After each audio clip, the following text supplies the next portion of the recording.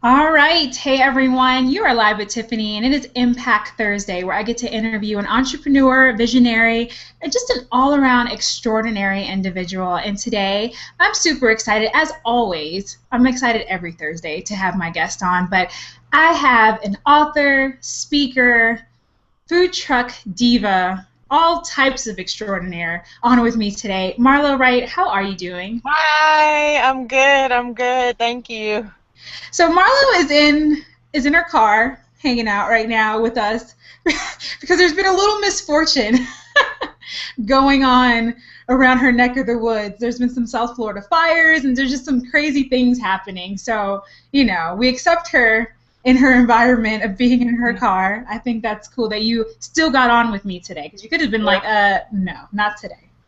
yeah, Not today. yeah, yeah. Power outages and the whole nine. Bridges getting stuck up But you managed, and that's all that matters.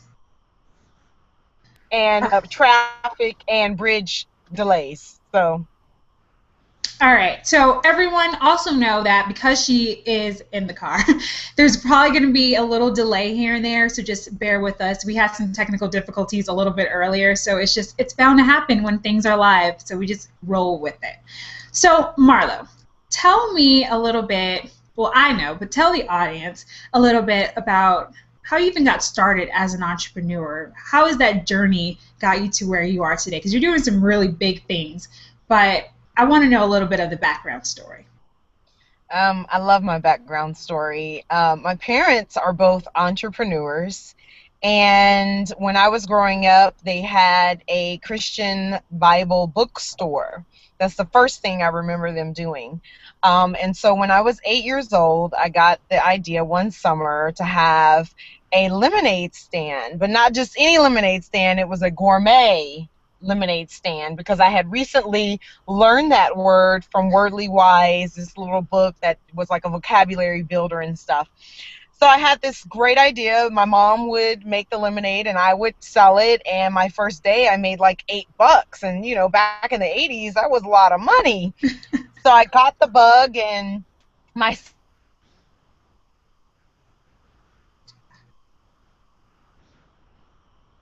Right in the middle of her lemonade I did story. not meet my Okay. demands, so they told on me, right? And so then from there, I just kind of had this bug that I wanted to make and create. And so not just having good products to sell to people, but to make money doing what I love doing. So from there, it just kind of snowballed into all different things. I've had a landscaping company. I've had several different food companies, which is where I am now with my biggest company right now is Rated M Wine Infused Desserts. So it really started with you and this gourmet lemonade. I mean, it sounds just like you. Like I wasn't even surprised that you said I had a gourmet lemonade stand, not just any lemonade stand. So get it correct, okay? It was gourmet, top of the line lemonade. But that is a clear reflection of who you are and everything that you touch. Because now with Rated M, that's pretty gourmet too. And tell us a little bit more because I love this product. Yes, thank you. Well, Rated M Wine Infused Desserts is a wine infused currently sorbet and melange. So they're two frozen products that we've chosen to start with. And then we'll have other frozen products and non-frozen products that we'll bring out eventually.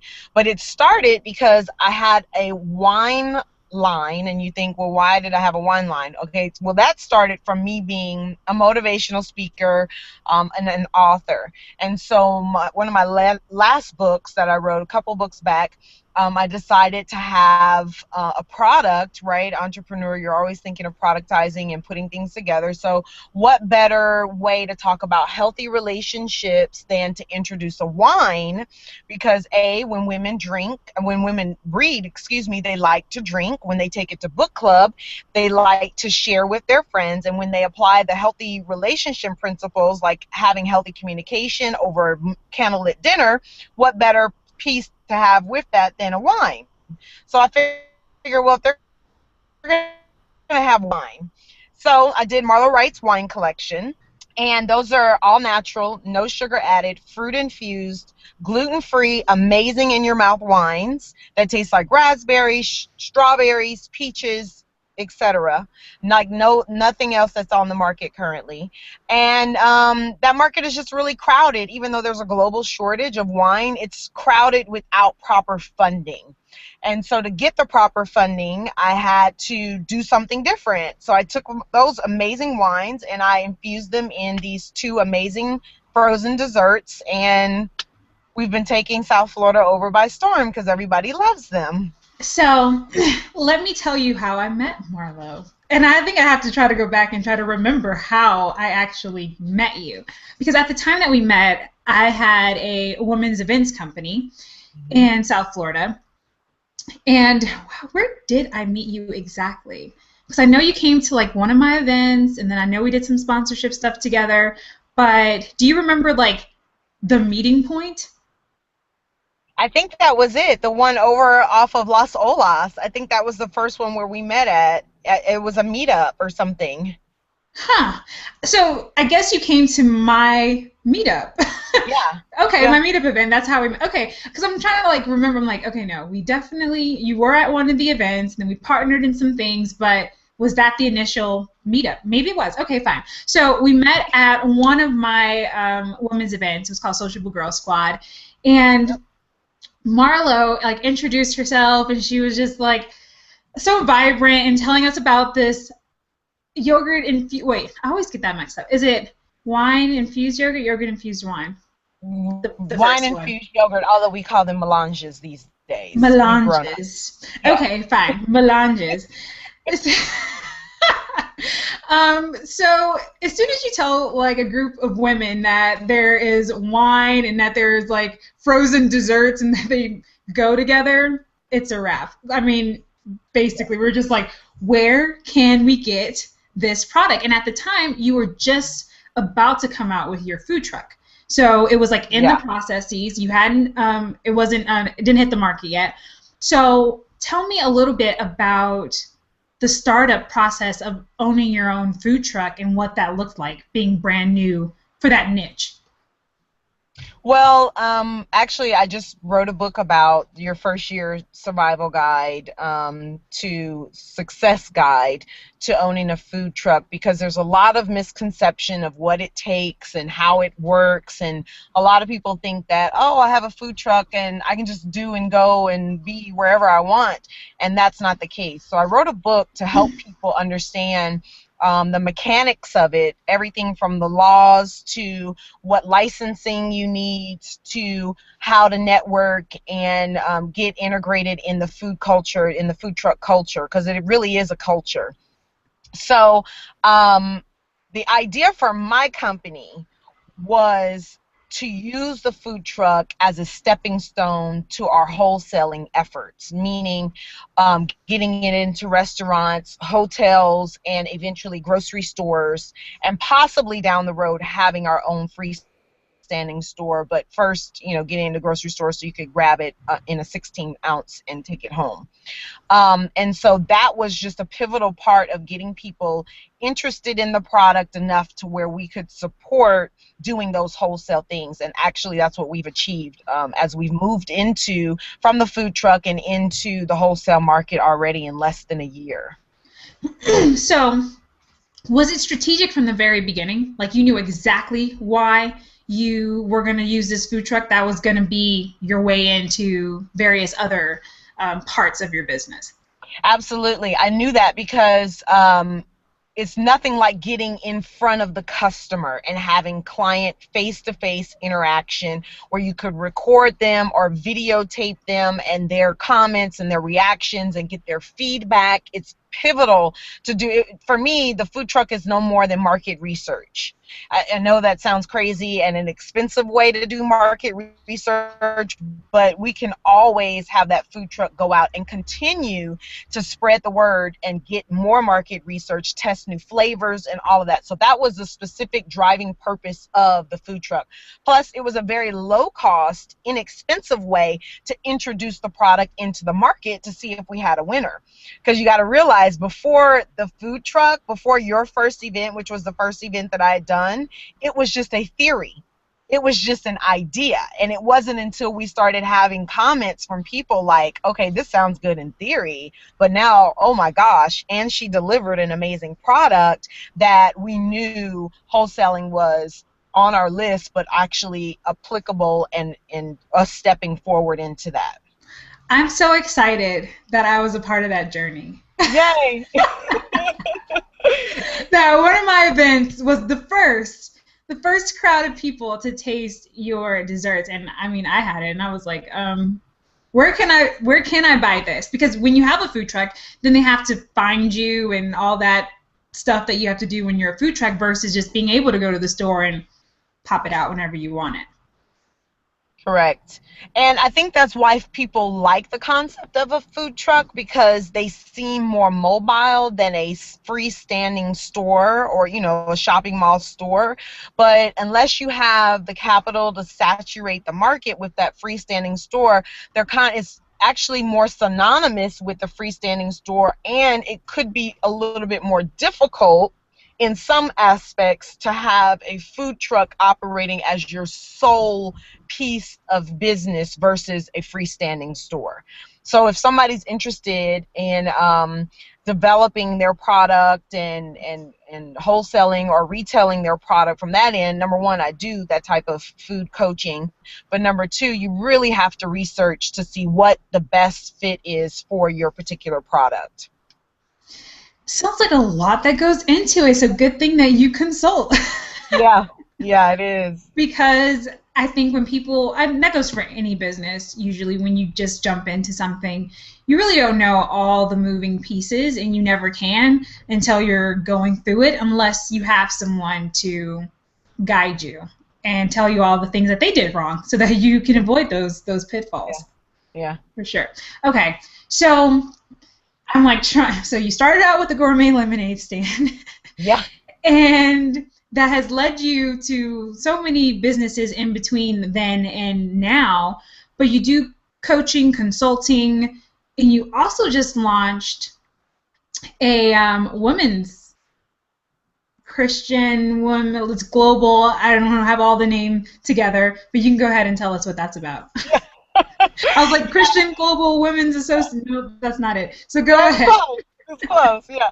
It's the Global Entrepreneurial Christian Women's Association. You don't have to be a Christian to join. I just wanted people to understand the foundation of where I was coming from, with where I bring the teaching that I do on how to run an effective business. I don't have a Jesus quota. I don't have a God quota per se, but I just know from reading and studying the Bible that there's a lot of good foundational information to help you navigate through not just your business but also your personal life. So what I wanted to do, because on my itsmarlowright.com coaching side, I don't really infuse the principles of God in the manner that I do on the GECWA. And so I wanted to have a platform for women to go to create a community for them to get synergistic relationships established, for them to get business acumen developed, for them to grow, and it to have an underlying understanding of where that growth is coming from. So that's where the GECWA comes along. And also it's global, because I'm globally minded. I want to go to other places and teach those same business skills, teaching about where do you get your seed from. You got to have a lot of first owner startups. They think everything is supposed to be free, and that's not the case. So like, you have to have money to buy seed. So then you have to have money to water the seed, to fertilize the seed, to manicure the tree when it grows. Like, you have to have money in order to reap. Everybody wants to go right into reaping, and nobody wants to do the sowing and the plowing and all of that process. So it's really to help people understand how to build an effective business from, as I say, from the kitchen to the grocery store, because those are the type of clients that I typically deal with. Artisan food clients are typically the ones I deal with. I mean, that's so true, because I work with a lot of startup entrepreneurs as well. And being one, I mean, I've been in business for I guess almost 3 years now with different things, but you really want to just see the instant success. You want to just be there. And even nowadays, being able to start online businesses, which is way cheaper than food trucks or brick and mortar businesses or product based businesses, it's still a level of investment. And people tend to forget that or not understand that it's always money and time. Like, it's usually both, but definitely one over the other. So if you don't have as much money, you best be putting in the time, and vice versa. But I think a lot of the time you just think that it's just going to happen so much quicker than it does, and you don't realize that it's always going to be a process. No matter what industry you're in, what you're doing, it's always going to be a process, always going to be a learning and growing type scenario that happens over and over and over again. And the best way to be able to do that is by masterminding with other like-minded women, entrepreneurs, whomever, depending on where you are in your business. But I wanted to ask you a question about having so many branches of your business. You are definitely a serial entrepreneur, and I'm like, how do you balance all of those things? And I know from experience it's not balancing because they're just like, all over. But how do you stay grounded and focused on all those various entities that you have under the Marlo Wright umbrella? Well, I have a great team, first and foremost. There is no just Marlo. It's a team of people behind the scenes, everything from my mom encouraging me every day to giving great business advice, which I have another book coming out in my 5 Things My Mom Taught Me About series, which will be about building a business. And everything from millionaires who have built multi-million-dollar corporations, from different perspectives for manufacturing, this, that, and the third. So I have a group of people around me that help me stay on task and stay with everything having its due diligence, its fiduciary duty to each one of them. So like I tell all my clients, there's always a first things first, right? So some things will be byproducts and some things will be first things first, and we have a tendency to put everything as rush, everything is priority, everything is urgent, and that's not the case. So right now, Rated M Wine Infused Desserts is numero uno, done, hands down. And everything else we knew as a result of building that multi-million-dollar corporation would result in the strengthening of me doing what I love to do, which is the motivational teaching, the speaking, the books, the empowerment, the engaging, the helping people grow. So oftentimes you hear you have to do what you have to do and able to do what you want to do, and this is a definite thing, realism for me. And it also, though, builds my credibility as I go in and I talk to these smaller entrepreneur emerging growth companies and say, look, I've done it. I've been able to grow from XYZ to now this. And then they can see that model. So they all work hand in hand, and it's just amazing how when one starts to grow, the other one just kind of starts to grow because they're all related. It's not like I'm disjointed in this over there and this over there and this over there. They're all together in the same circle. They're all part of the same body, so they're all maturing at it's pretty much the same speed, but some parts faster than the other. I have to agree with that, because that's something that when you, especially are a creative like myself, you want to create like everything. Like, you want to do so many things. And just recently I had to take a step back and think, okay, this is what I have to do what I want to do, but what are the areas that I really want to expand my business, that I really enjoy doing, and what is going to be the priority, and what's going to have to take a back seat, or what are going to be the few things that I'm going to back up from the priority thing, and then everything else will have to just kind of come in time. But I think naturally we just want to do it all. So I want to be a speaker, I want to do workshops, I want to coach one-on-one, I want to do group coachings, I want to do retreats, I want to travel the world, and I want to, but then you find yourself lost in all of it, and like this shuffle, this constant shuffle, because you're not even focused on the one thing that A, can produce you the most income or where your bigger vision is supposed to lie, and what you actually enjoy doing versus what you think you should be doing because everyone else is doing those things. Absolutely. Yeah, Tell it's me, a definite good. balancing act. Tell me a little bit about the power of one, because I know that's like your number The one power, hashtag. yeah, yeah. The power of one is an awareness campaign that I created for people to become more aware of their alignment in their body. And I'm not talking chiropractic alignment. I'm talking about your mind, your body, and your spirit. And you coming together and not being disjointed, so that you can be more cohesive in your journey in life and your purpose in life. So you just said it a minute ago, a lot of people doing things because they think that's the thing to do, as opposed to what's your purpose in life? Like, what are you put here to do? Because my purpose begets your purpose begets another person's purpose. You know, you were my first person who featured my desserts at your party. Well, that helped me push into what I was supposed to be doing at that time. And so if you weren't doing what you were supposed to be doing, then another person would have come along, but you know, it all works together in time. So the power of one, again, is just about a healthy alignment of your conscious level of navigating through life and fulfilling your life's purpose and living the best life possible. I love that.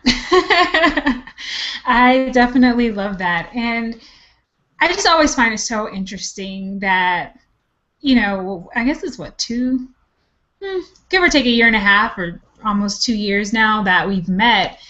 And we've become really good friends from these random introductions of walking in your purpose. At the time, my purpose was to help bridge this gap for young women in the 20s and 30s to be able to meet and connect with each other, learn or socialize with one another, build those genuine relationships as well as networking for business purposes. That was my purpose at the time.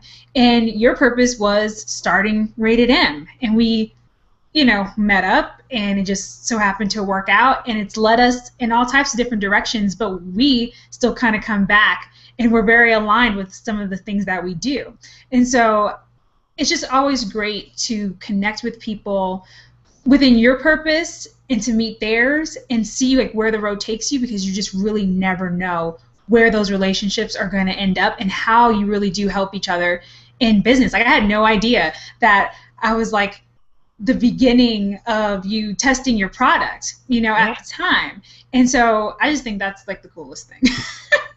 It's just cool to see like the progression of it all happen in such a short period of time, because it's really only been like a year or a year and a half, maybe.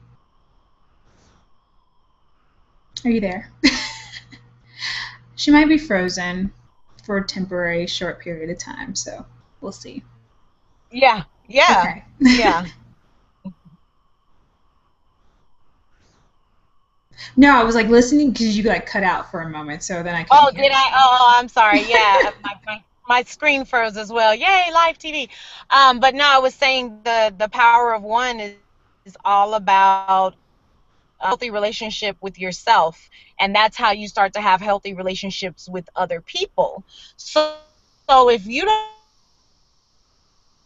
know who's you do, then how can you have a healthy relationship with a girlfriend, such as yourself, or a business partner, or an intimate relationship with someone else? So that's, it's all coming back to you and taking that little selfish bit to understand yourself better and to know without a shadow of a doubt, this is what I've been put here to do, this is what I'm going to do, and then how can I align with other people. And see, a lot of times people align with the wrong people because they're A, out of purpose, or B, they don't have the confidence in their purpose to say, you know what, seems like a great person, but it's probably not the person for me in this time. And that goes for business relationships as well as personal relationships. We don't want to wait. Definitely. Definitely. tell me, what is, I guess, your number one advice for emerging entrepreneurs who are stepping onto any, I mean, you have experience in a lot of different industries. So what would be something that they can hold on to when they're just getting started? What do you think is like the number one thing you should be doing, thinking, or acting upon? Do your research. I mean, half of the stuff that you would have to pay other people to do for you, you could do for yourself if you just did the research. But when you have that, I want it here, I want it now, research seems mundane because it's going to do what? Take time. Well, but there's a timing to everything. And so one of my daily mantras is I'm in time, I'm on time, I'm with time, I walk with time, time is my friend, because in our mind we feel like, oh, if we don't hurry up and do this, we're going to miss it. It's all about timing. And if you're in the right time, then you'll have time to do the research. So you got to understand inside and out what it is that you're doing, because otherwise you'll sound like a fool and people will know exactly that just that you don't know what you're doing and that you're naive in it, and they'll either take advantage of you or they'll dismiss you. So do your research and be very thorough. Yes. Because I think that I've done that so many times where you just want to start something. And I'll take Sociable Girl Squad as a really good example of me assuming what I thought women in this age bracket really wanted, and me just like going full force ahead with it. And though it had its successes, it didn't deliver what I thought originally it was going to do, because I didn't really take the time to do a lot of research. I was just like, would you attend something like this? Would you do something? Would you like that? And then everyone's like, yeah, but then like no one paid for it. So I had to realize that no, not exactly in how I had it structured. Did they want, of course they wanted to attend the parties and the events and do all these things, but were they willing to pay for it? And that was the question I think I didn't ask enough people before I dedicated a lot of time and effort to building out this whole structure that later for me became, I mean, it's always going to be a lot of work, but it no longer aligned with who I was and where I wanted to go at the time. So I knew that I had to let that go. But I say everything's a learning experience, and it was. I learned a lot. I grew a lot during the whole thing, but it probably would have saved me a lot of time, effort, and money if I would have just did more research, slowed down a little bit, and really determined if my target audience and my market was going to pay me for that service. And at the time, they were not. They were not. Yeah. So I had to learn the hard way. So, yeah, I agree. Yeah. Do your research. Definitely. Well, and then, you know, I always say when things don't turn out the exact way that I want them to, that it's an investment in your future. I mean, it was just education. So you just paid for a little bit of education. Little time, little money. Keep it moving. You know, but it was a great experience doing the whole thing. I mean, I got to meet you. Yay! A lot of my really good friends now came from that group, came from me developing that company, doing the events, meeting new people, and it built a lot of solid relationships for me. So I can't say that it was a bad investment. It was just a learning experience, and I remembered now I know what to do if I want to do something similar, how to do it better, and do my research and all those things. So it definitely wasn't time wasted. Right. Awesome. So I know we've been on probably for going on, I don't know, 45 minutes, and you're a busy woman. You have multiple companies to run. So I don't want to take up too much more of your time, but if you could tell me what your bigger vision is, I would greatly appreciate it. What is the overall bigger vision of the Marlo Wright empire? World. Well, and in a lot of respects it's true, and I have to say it like that, you know, but I want to obviously integrate all of my wine infused products globally. I want to go globally with helping women develop their businesses. I'm a firm believer that big box is going to I believe big box is going to come down to its knees, and we're going to reestablish local, to build local economy, to get people plugged back into jobs in the United States and across the globe. And we need people like yourself and I to teach people how to do that. And anytime there's been a fall all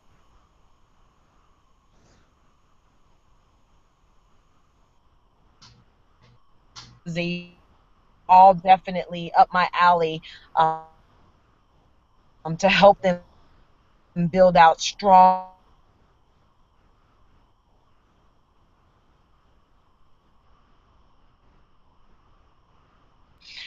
just continuing to help in my own, obviously, with my investors, and build an amazingly strong multi-million dollar corporation, but also help other women do the same thing. Love it. I mean, we are so much aligned, it's not even funny. But and I'm excited because I'm sure that we will be partnering up and doing some things together soon enough. And thank you so much for taking some time out through all the chaos that is Fort Lauderdale at the moment. Um, but taking the time out to be on and share your wisdom with myself and my audience. Thank you. Yes, thank you for having me on. Thank you. And if they want to know more information about me, I'm sure you'll have it up, but they can go to www.itsmarlowright.com. And that's where all your centralized info is. Yeah, all my centralized info is there. Yeah. Hit me up on Awesome. Facebook, all that good stuff. All that good stuff. And I will have it in the description box below. So you'll definitely get all linked up with Miss Marlo Wright. Thanks again for being on with me, and I'm sure we will be connecting soon. Everyone, make sure you head over to itsmarlowright.com and see everything that she has going on. And please subscribe to this channel where I have awesome interviews every Thursday with just amazing individuals doing extraordinary things. So until next time, I will see you then. And Marlo, thanks so much. Say bye. Bye. Thanks.